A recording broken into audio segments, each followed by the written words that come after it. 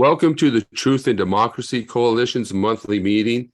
My name is Rich Procida. I'm the founder of the Truth and Democracy Coalition and the host of the Truth and Democracy podcast. I'd like to tell you a little bit about the Truth and Democracy Coalition and then talk about some future events coming up. So the Truth and Democracy Coalition was formed to build a pro-democracy movement in America. We educate the public about disinformation, teach people to be critical of the propaganda they consume, and provide critical analysis of current events and social issues. The coalition seeks to build communities of people of different faiths and ideologies to defend and promote democracy locally, nationally, and globally. Now, on Sunday, May 21st, this year at noon on May 21st on Sunday, we welcome Harvard-educated American moral philosopher, cultural commentator, and essayist Susan Neiman. So Dr. Neiman will speak to us about her new book, Left is Not Woke. So to register for that, go to tinyurl/leftnotwoke. Then on June 4th at 2:00, we will start our monthly Red Pill Men's Group. So to register for this nonpartisan men's support group, go to tinyurl/redpillmen. Then on June 11th, 2023 at 2 p.m., Richard Procida, that's me by the other way, will lead a discussion about what's wrong with men and what to do about it. Now let's turn to our discussion. So we're promoting transgenderism in our schools. My understanding of the history of transgender treatment is that psychologists first tried treating gender dysphoria by trying to get transgendered persons to accept their birth gender, but that didn't work.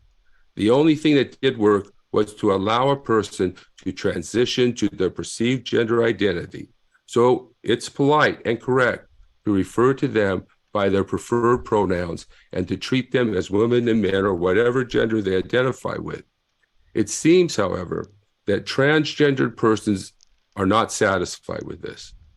They expect the whole world to treat them as if they were no longer transgendered, as if they were women and men by birth.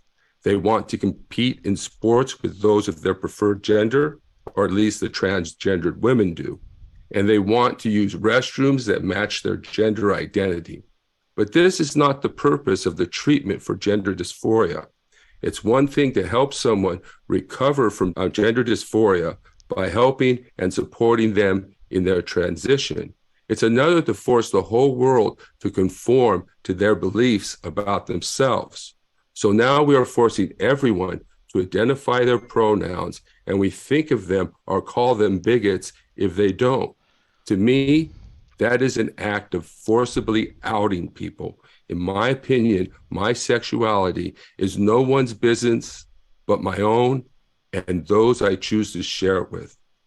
I'm long past the point where I have to worry about whether I'm a man or not, but now we are forcing school children who are a captive audience to identify by these categories at a time when they may be unsure and insecure about who they are. And we also know that many parents will oppose this type of intrusion into their children's personal lives. So isn't the opposition to these programs to be expected? Shouldn't we expect many parents to oppose these teachings? And why would we impose on children something their parents disagree with? Why must we all now identify ourselves by categories and identities, gender or otherwise? Is this part of the attempt to generate a race, class, gender consciousness among young people? And if so, how are we not pushing political ideology on people's children? Are we doing this because we can't get the adults to agree with us, so we go after their children instead? Go ahead, Jeffrey. So tell me the question again real quick. No, that was a long question there, Jeff. Well, the question is about pushing transgenderism in our schools and sort of somehow not expecting there to be opposition to it, and then pushing it on children, who are a captive audience and who may be confused themselves. I know I was definitely when I was a kid. And so that's And really the question here. education's vital, but forcing it on them is not okay. They need to be educated about what it is, and all this, because once they start down that road, there's no turning back. Because if they decide to go down that road to become a part of the LGBT community, there's no turning back. So they have to be sure that's what they want, if you know what I I mean. love your I love your background, Jeffrey. I Thank you. love your background there. Okay, let's go Richard, to, I know I probably missed some people. Richard, I have Um, an, yeah, if I may. Ellie, let's put Ellie up here. Ellie, Okay, so I have an issue with the thrust of the question, if not only for the phrasing when we said pushing transgenderism. Nobody is pushing transgenderism. Transgenderism is not an ideology. The people that are pushing for what's called transgenderism are really pushing for the rights of transgendered people.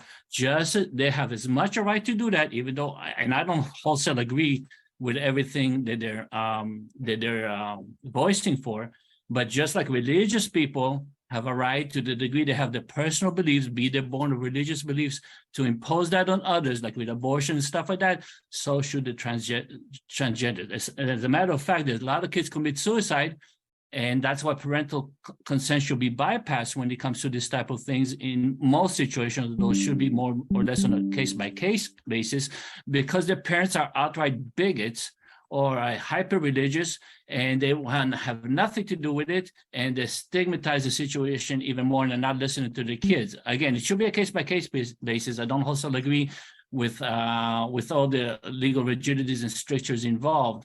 And that's it. They have every right to promote rights of transgender people. They're not pushing transgenderism, and that is a distinction with a difference. yeah. Thank you, Ellie. I appreciate your comments. I do think that parents, when we're going over parents' heads and not bringing them into the conversation, we're tearing families apart, and to say they're bigots is a real easy answer to that question, to call them bigots. No, they have a different opinion. And, and just to say, like, for instance, I'm perfectly willing to tell, I've dated transgender women, so it's not like I'm opposed to transgenderism. Okay. I would love to see more beautiful transgender women out there. But one thing I'm opposed to is this ideology that says now we're going to go after our children. And just because we can't bring the parents along, they have a right to share their beliefs and values with their children. And I don't think the state has any right to come in and then just say, oh, we're going to take over this very sensitive personal issue that parents and children need to be involved in together. And that's my feeling. That's why it's a case-by-case basis, and we have to weigh that against suicide. So I agree that these are penumbras, and these are things that the law cannot, it's a rough thing to do, and should be a case-by-case basis, and it should be a community. So it depends on the posture of their parents, but not in every case should parents be involved, is what I'm saying. Or if the parents are demonstrably bigoted, I'm not saying that all parents are. Some of them are very, very caring. Actually, some of the parents may want to push a gender reassignment, and maybe the psychologists and the other people involved and the kid themselves are on the fence. So that's why I think it should be case-by-case basis. But it's not that we're pushing it, it's that we are saying the rights of transgender kids should be leveled. That's all I'm saying. Okay. All right. Thank you, Ellie. Samuel, go ahead, turn your camera on. Let's hear from you. If you can, turn your camera on.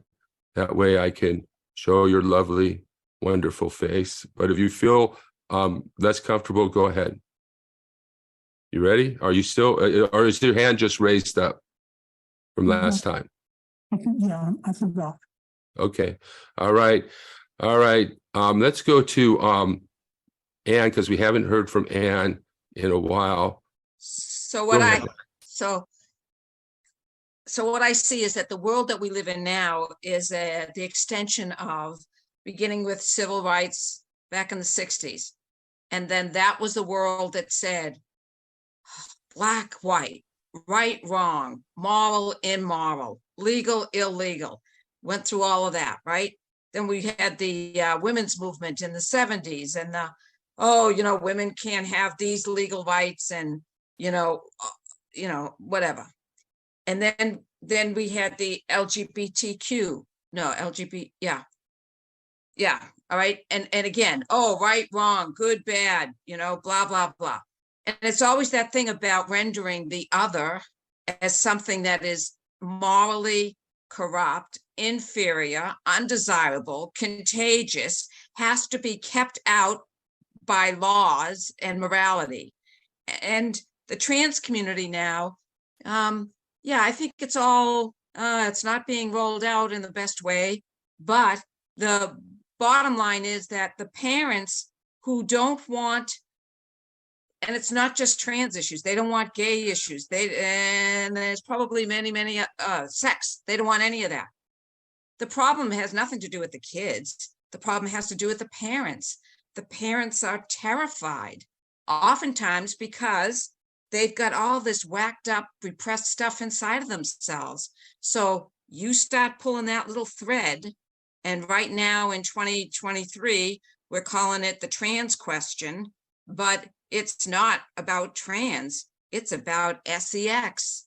And so the parents are the problem. And yeah, I mean, as a kid, I was a tomboy, and, I have two daughters, and, one daughter's into trucks and the other one was into dolls, and like, whatever, there's a wide variety on the spectrum of human behavior and interests. And what's going on now, it's just a logical extension of the fact that since the 60s and before that, civil rights didn't happen in the 60s. It was going on since Reconstruction, before that even. But yeah, this insanity around trans is like, it's a wacko thing, because it's not about trans. It's about seeing the person in front of you and allowing yourself to ask questions and to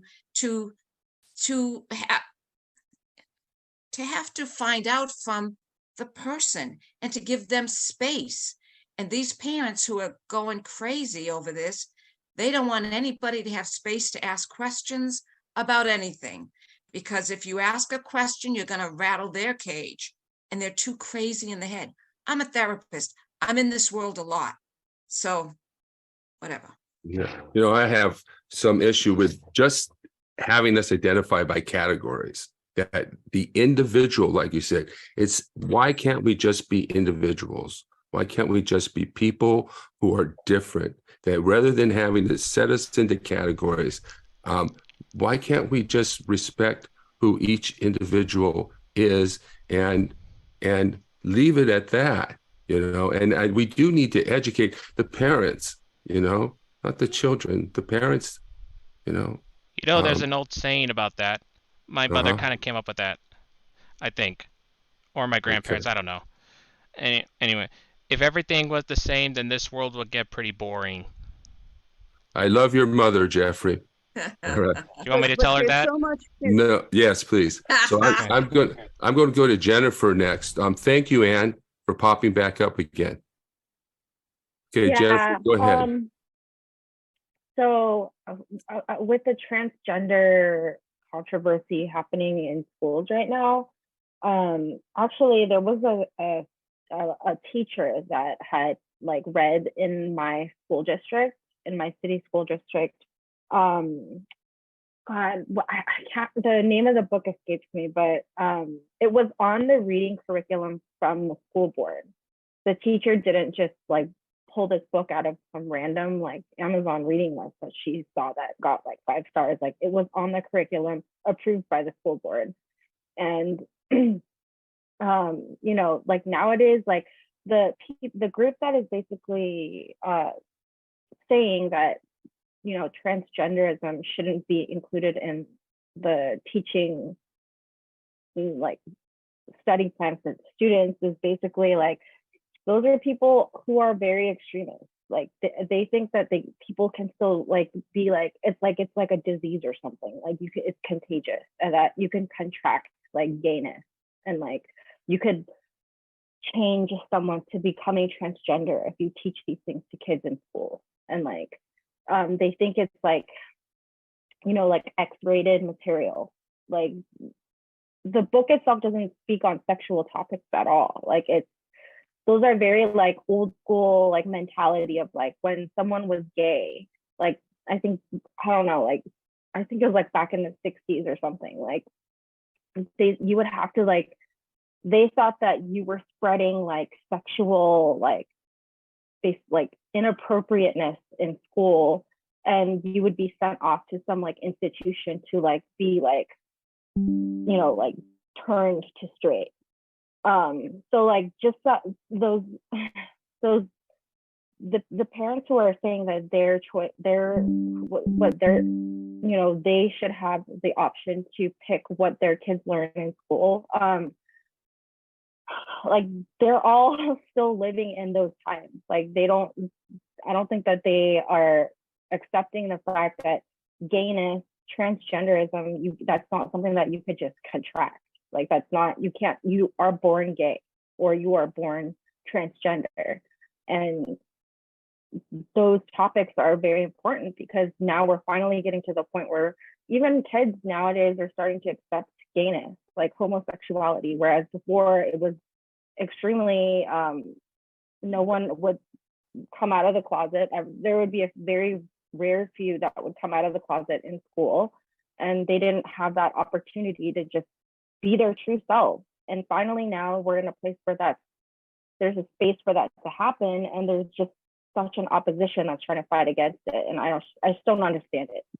Yeah, you know, I have thought that the legal argument is stronger than the biological argument, because legally people have a right to be who they are and to express themselves in the way that they want to express themselves.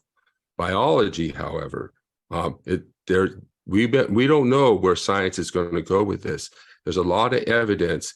There's neuroplasticity, where the wiring in your brain is changed.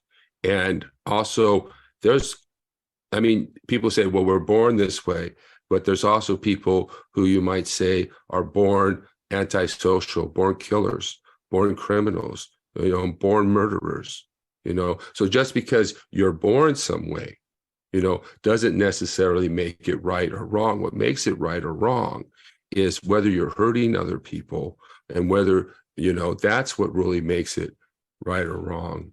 So thank you, Jennifer. If I may, Richard, really quickly, what makes it wrong is to make transgenderism anti-transgenderism a political ideology. That's what makes it wrong. When you hyper politicize it, and by calling something transgenderism, when we talk about human rights, human rights of individual kids, it's a cheap way of saying, it's like saying something under the auspices of wokeism or propaganda. I know sometimes these are quite convenient ways to characterize things, but at other times you're cheapening the very animal, you know, an assessment of that which is in front of you. And what that is in front of you is a kid that we should look at, and we shouldn't look about the political aspects of it or what people think about, you know, should they go through a gender assignment, not gender assignment, you know, whatever have you. We have to really be, we shouldn't empower, this is what I'm trying to say, we should not empower transgenderism, because I don't think transgenderism is a political ideology that has, you know, meritorious laurels on its own. It's really what people have emotionally vested in it, and the way they try to politicize it. But left to its own laurels, transgenderism is not a political ideology. Okay, thank you, Ellie. Thank you, and I know Deborah. if you can turn on your camera. And also, I want to try and keep this to be sort of not so heated, keep it sort of, a discussion as much as possible. So, I know you have a different opinion, so I'd like to ask you to express that now. It's not necessarily a different opinion. Every parent has a right to bring their children up the way they want to bring them up. I don't have any argument about that at all. However, sex education, and I know you're talking about transgenderism, but give me a minute. Sex education has been in the school for years and years and years and years and years. There's never been an objection to teachers teaching our children about sex. Now, just because you have two people that are different, then there's this great big objection because they're two men or two women, or women and men who identify as different than what they actually are. It's great that we have wonderful parents. I've been in this argument in a city in New Jersey, and that's why I'm so heated about this. They were saying that it should be up to the parents, which it should be. But you also have to take into consideration that there are parents who don't speak to their children. I mean, growing up, there are kids that didn't know about sex education, that girls didn't know about their period, boys didn't know, what they were doing was necessarily wrong because nobody told them. So that's where the teachers came in. Now, I know in my state, it's a law that they must teach this. But in the law, it states that the parents have an option to opt out. So, the parents are allowed to say, no, I don't want my kids to be taught this. And there's no objection to it. The kids aren't penalized. Their grades aren't changed or anything like that. But by not teaching it, what you're breeding is more bigotry, more bullying, and the kids are going to grow up and we're not going to change anything. This is a moment that we could change the world in their view on how people are wired. And I believe it's important that these children learn about it. I mean, it's great. I'm happy that parents take the kids home and sit down and talk to them about it. Some of the parents I know, their views I'm not going to agree with, but it's their right. But for those children who aren't being taught anything, they're a part of our future.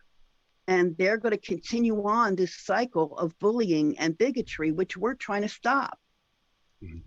So I mean, that's my view on it. I'm not against the parents taking care of their kids. They should be taking care of their kids, and they shouldn't be making the teachers be the babysitters.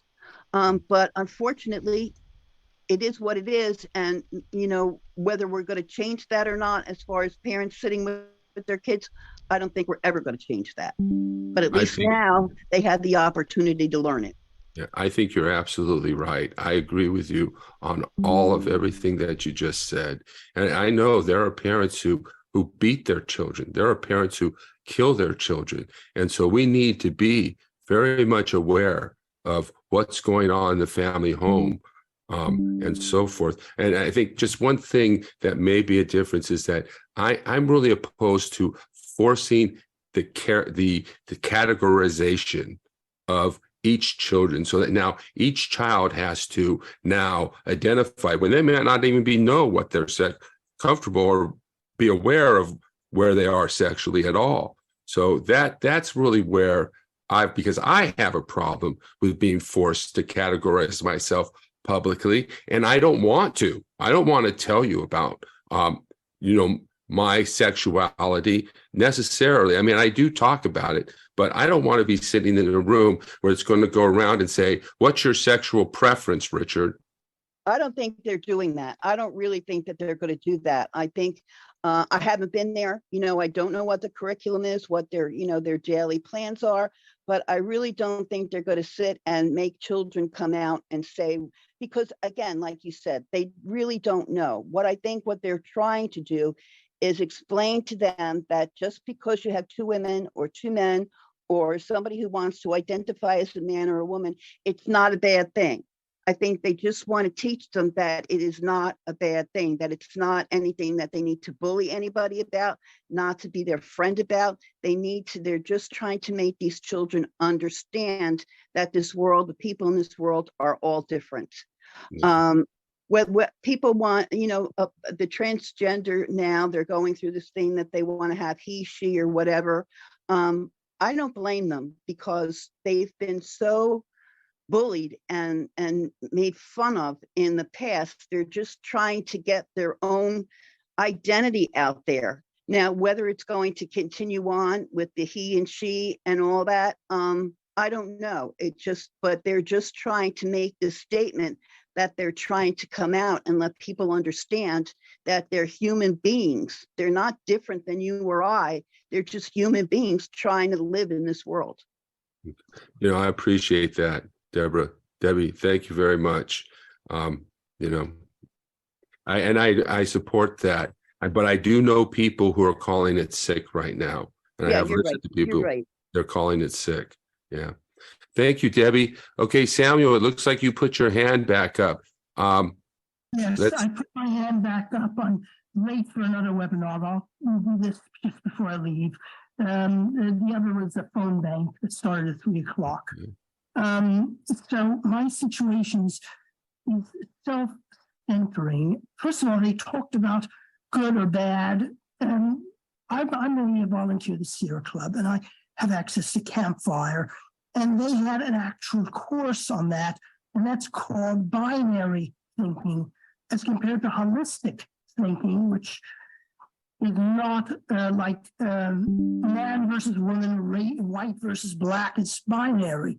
You have to try to stay away from binary and go to holistic thinking. And then there's another thing.